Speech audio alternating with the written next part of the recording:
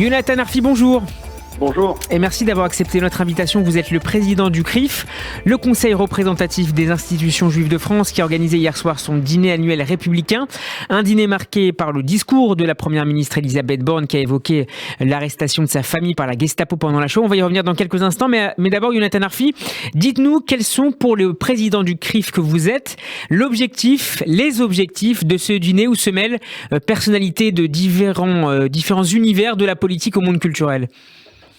Écoutez, l'objectif est double. Il est d'abord de célébrer, l'ancrage juif dans la société française, de célébrer l'inscription longue des Juifs dans l'histoire de France, notre contribution à ce qu'est la France d'aujourd'hui, évidemment. Et puis, deuxièmement, de porter un point de vigilance sur la question de l'antisémitisme en faisant une porte d'entrée sur des problématiques qui traversent la société française, parce que l'antisémitisme, on le sait, est toujours le révélateur de failles qui vont beaucoup plus loin. C'est l'objet de ce dîner du CRIF depuis longtemps, à la fois célébrer positivement notre rôle dans la société et de l'autre, bien sûr, porter un regard extrêmement vigilant et ferme sur les questions d'antisémitisme. Je le disais en ouverture, Elisabeth Borne a évoqué son histoire familiale hier soir, et notamment le destin de son père, le silence des anciens déportés à leur retour des camps de la mort. Discours fort, discours émouvant, prononcé avec beaucoup de gravité. Votre sentiment, Yonatan Arfi, sur ces mots inédits, et évidemment à la tribune du CRIF? Alors, vous savez, je ne trahis aucun secret en disant que la première ministre était particulièrement hésitante avant d'aller, faire cet exercice très intime, de confier une partie de son histoire familiale et personnelle lors de ce dîner du CRIF. Vous en aviez discuté ensemble avant hier soir? Alors, j'avais attiré son attention lorsque je l'avais rencontré à Matignon la semaine dernière sur le fait que, effectivement, le dîner du CRIF me paraissait être le lieu le plus adapté, le plus bienveillant aussi, pour qu'elle puisse s'y exprimer sur son destin familial.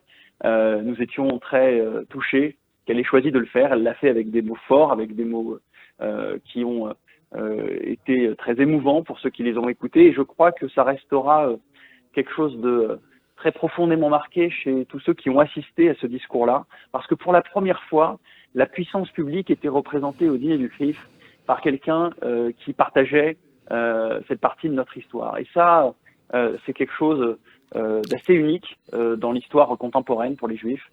Et ça change beaucoup de choses sur la perception de la menace antisémite et sur la manière d'y apporter une réponse publique?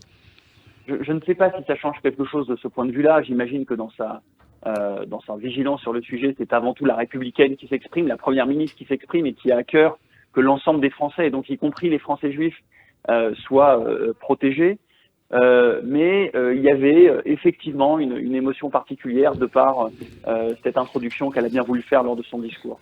En revanche, ce qui m'a frappé, c'est aussi la mobilisation très forte du gouvernement. Nous avions une vingtaine de membres du gouvernement présents, ce qui marque le fait que le dîner du CRIF a une portée symbolique qui va bien au-delà du poids numérique des Juifs dans la société française, bien au-delà de la question simplement de l'antisémitisme, mais c'est un moment républicain qui a une fonction, qui est le moment où la société française se regarde au miroir de la question de la mémoire de la Shoah, au miroir de la question de l'antisémitisme et s'interroge sur ce qu'elle est devenue et sur la manière qu'elle a traité tout ça. Moi, c'est ça qui me marque chaque année dans le dîner du CRIF, et c'est ça que nous cherchons à cultiver, évidemment, pour l'avenir aussi.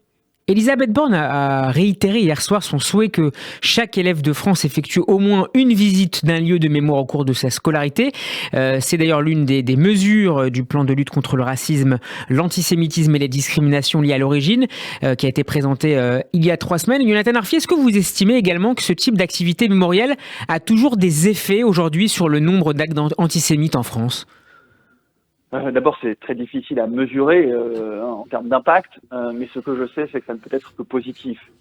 Donc évidemment que nous avons salué la décision de proposer que chaque élève, dans son parcours scolaire, puisse visiter un lieu de mémoire, mais nous sommes évidemment tout à fait conscients que ça ne sera pas suffisant. Ça n'est pas ça qui va casser, par exemple, les dynamiques d'identification au conflit israélo-palestinien et du coup à une importation d'un antisémitisme en France.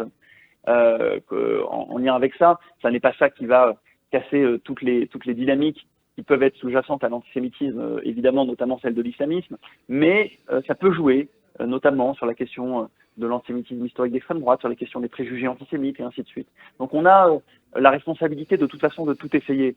Je ne vois pas de raison de ne pas le faire et au contraire, je voulais hier féliciter Madame Borne pour avoir pris cette décision. La Première ministre a, je crois, là-dessus raison de considérer que c'est un point d'ancrage entre guillemets dans un parcours scolaire. Jonathan Arfi, merci beaucoup d'avoir été avec nous. Je rappelle que vous êtes le président du CRIF. On peut retrouver cet entretien en podcast sur radioj.fr. Bon après-midi à vous et à très bientôt sur Radio J. Radio J. Steve Nadjar. Israël Business à présent.